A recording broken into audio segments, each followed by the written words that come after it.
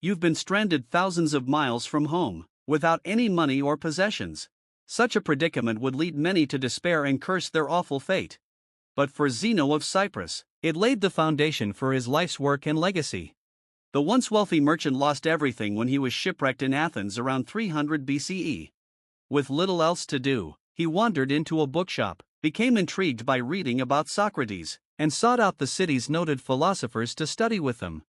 As Zeno began educating his own students, he developed the philosophy known as Stoicism, whose teachings of virtue, tolerance, and self-control have inspired generations of thinkers and leaders. The name Stoicism comes from the Stoa Poikile, the decorated public colonnade where Zeno and his disciples gathered for discussion. Today, we colloquially use the word Stoic to mean someone who remains calm under pressure and avoids emotional extremes. But while this captures important aspects of Stoicism, the original philosophy was much more than just an attitude. The Stoics believed that everything around us operates according to a web of cause and effect, resulting in a rational structure of the universe, which they called logos.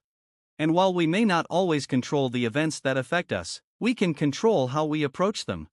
Rather than imagining an ideal society, the Stoic tries to deal with the world as it is while pursuing self-improvement through four cardinal virtues.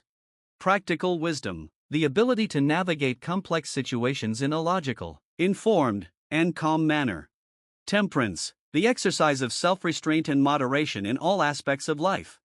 Justice, treating others with fairness even when they have done wrong. And courage, not just in extraordinary circumstances, but in facing daily challenges with clarity and integrity. As Seneca, one of the most famous Roman Stoics, wrote, "Sometimes even to live is an act of courage." Although Stoicism focuses on personal improvement, it is not a self-centered philosophy. At a time when Roman laws considered slaves as property, Seneca called for their humane treatment and stressed that we all share the same fundamental humanity. Nor does Stoicism promote passivity. The idea is that only people who have cultivated virtue and self-control in themselves can bring about positive change in others. One of the most famous Stoic writers was also one of Rome's greatest emperors. Throughout his 19-year reign, Stoicism gave Marcus Aurelius the resolve to lead the empire through two major wars while coping with the loss of many of his children. Centuries later, Marcus' journals would guide and comfort Nelson Mandela during his 27-year imprisonment in his fight for racial equality in South Africa. After his release and eventual victory, Mandela stressed peace and reconciliation, believing that while the injustices of the past couldn't be changed, his people could confront them in the present and strive to build a better, more just future. Stoicism was an active school of philosophy for several centuries in Greece and Rome. As a formal institution, it eventually faded away, but its influence has persisted to this day. Christian theologians such as Thomas Aquinas have admired and adopted its focus on the virtues, and there are parallels between Stoic ataraxia, or tranquility of mind, and the Buddhist concept of nirvana. One particularly influential Stoic was the philosopher Epictetus, who wrote that suffering stems not from the events in our lives but from our judgments about them.